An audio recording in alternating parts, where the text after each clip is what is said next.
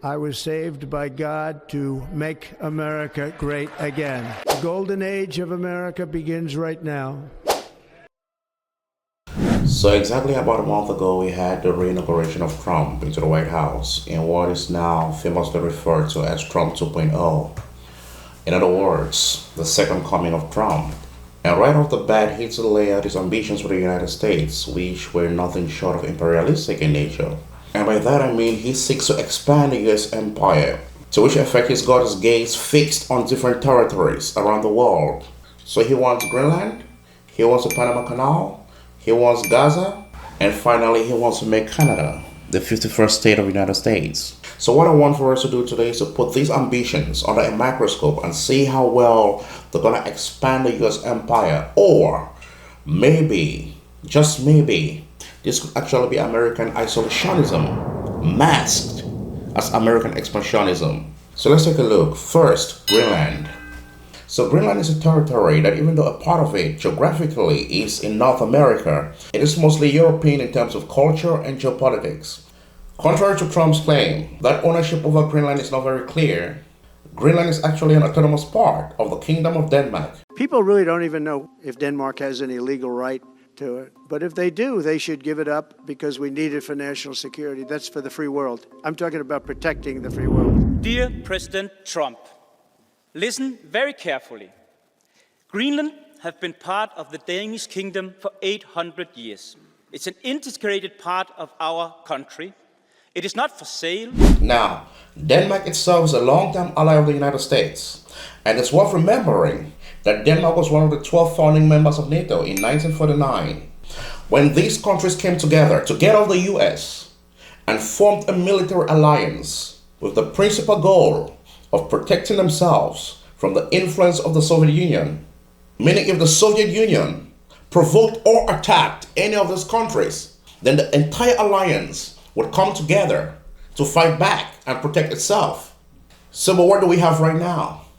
We basically have a situation where it's not the Soviet Union attacking any of those countries. It is a key member of the alliance, the US, threatening the geopolitical interest of another ally, of another friend.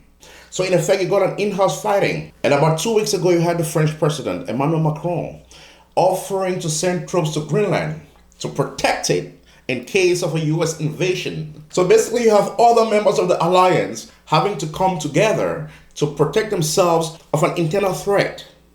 And one cannot but wonder if this is how to go about things, if this is how you get to expand or make the US empire great again. So that was Greenland, and now let's look at Panama. I do take key interest in the topic of Panama because, for the most part, Trump's rhetoric around Panama has been both disingenuous and very much misleading. So you have Trump parading this rhetoric, this idea that the Panama Canal was given to the Panamanians as a gift for $1. The Panama Canal is a disgrace, what took place at the Panama Canal. Jimmy Carter gave it to them for $1. Panama's promise to us has been broken, and we're taking it back. And if you have no understanding of history, you risk believing Trump that this was actually a gift. The US spent all this money building the Panama Canal, and just to give it to the Panamanians on a platter of gold as a gift in exchange for $1. You risk believing that, and that could be very, very misleading. And so I'm going to break to you the whole story about it. It's a very, very complex story. It's a very, very complex history, but I'm going to try the best I can to make it as easy as possible. So the Panama Canal is a sea route shortcut linking the Pacific and the Atlantic Oceans. And what that simply means is that it makes international trade a lot faster. It's built on Panamanian territory and stretches about 82 kilometers. Now, at some point in time, the United States came to the realization that such a shortcut on international waters would make trade a lot easier and efficient, especially to the benefit of the United States. And they realized that the most strategic position for such a canal to be built was on Colombian land, was on Colombian territory. Mark you, at this time, Panama was still a part of the country of Colombia. And so the United States tried to get into an agreement with the country of Colombia to be able to construct this canal. But the Colombians rejected their offer. The Colombian Senate actually rejected a treaty between the United States and Colombia on the 22nd of January 1903, the Hay-Haran Treaty. But then, this exact same territory on which the canal would be constructed was played into the hands of the United States by a very, very unscrupulous Frenchman who went by the name of Philippe Jean Bonneau Varia. So, following the rejection of the treaty of the United States by the Colombian Senate, America, of course, was in the fix. But then, Philippe Jean Bonneau, who was a French engineer and who had vested interests in the construction of the canal, discovered a loophole he could use to his advantage. So, Jean Bonneau basically realized that, well, the people of Panama were actually seeking independence. This fraction of Colombia called Panama at the time, they were seeking to separate from the country of Colombia. And so Jean Bonneau went up to them and said, you know what?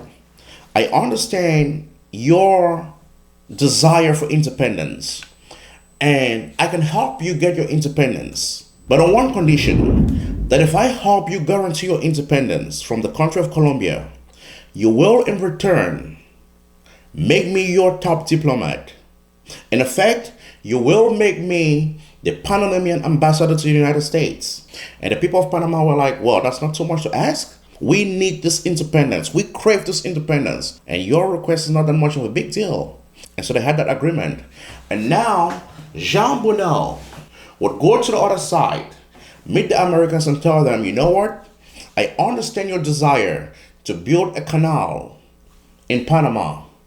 I can help you realize your dreams. I can help you get this canal built, but on the condition that you would guarantee me some of the most lucrative deals in the construction of this canal. And the United States was like, fine, we're good to go. And Jean Bonneau told the Americans, well, these people are going to stage a fight for independence, and all you need to do is back their fight militarily. And the Americans were like, fine, we're good. And so Bonneau would go back to Panama, do his things, there would be a revolution, and with the backing of the United States military, Panama would secure its independence, precisely on November 3rd, 1903.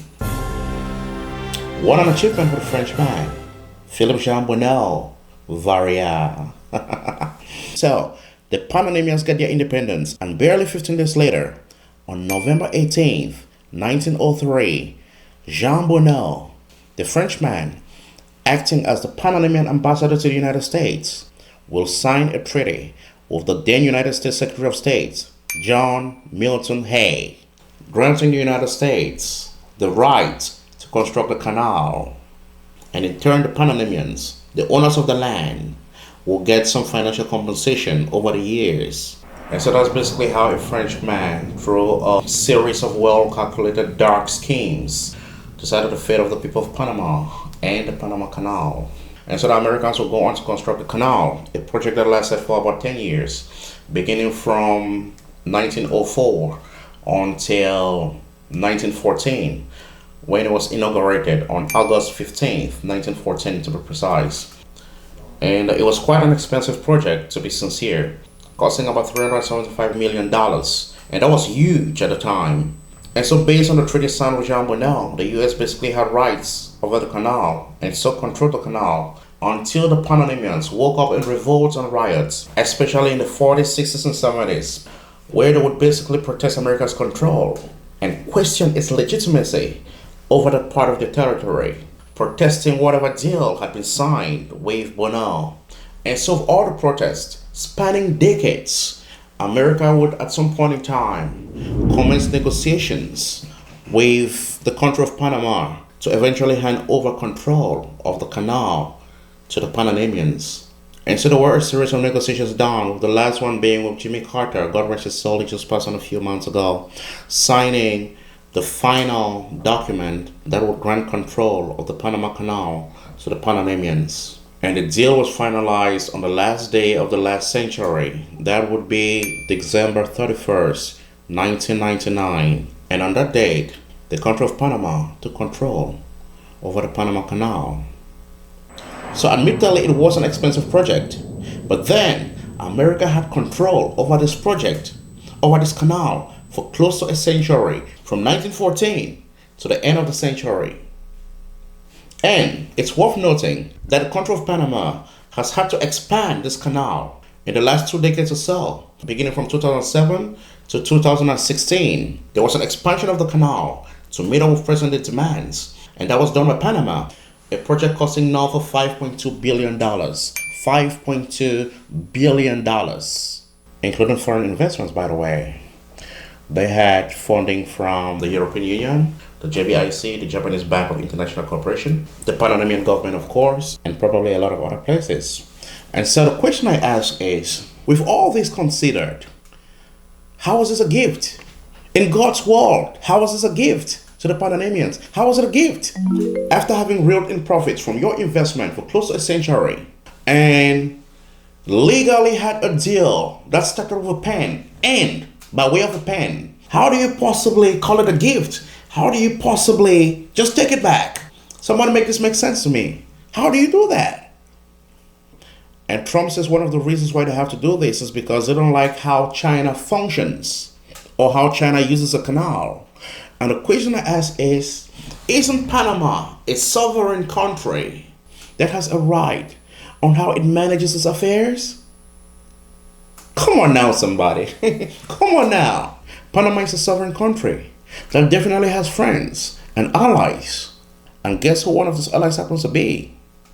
Are you just going to go take it back in 2025? I mean, is this how you make America great again?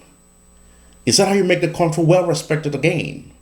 Okay, good luck with that. And please, may we all remember, it's 2025. It's not 1903. It's 2025. All right, and that brings us to Canada. Let's talk about Canada. Trump wants to make Canada the 51st state of the United States. And quite frankly, there isn't much to say about this, except that, well, this is your closest democratic neighbor. This is your closest democratic ally. And a big player in global politics. It's got the same history as you from England. It's culturally in so many ways the same as the United States. And the way you show this country respect, or the way you get the rest of the world to admire and respect America again, is by annexing this country. How respectful is that? You know, the Prime Minister said this weekend to a group of Canadian businessmen, he was at a private meeting, he said that your wish for Canada to be the 51st state is a, quote, real thing. Is it a real thing? Yeah, it is. I think Canada would be much better off being a 51st state because we lose $200 billion a year with Canada, and I'm not going to let that happen. It's too much. Why are we paying $200 billion a year essentially in subsidy to Canada? Now, if they're a 51st state, I don't mind doing it.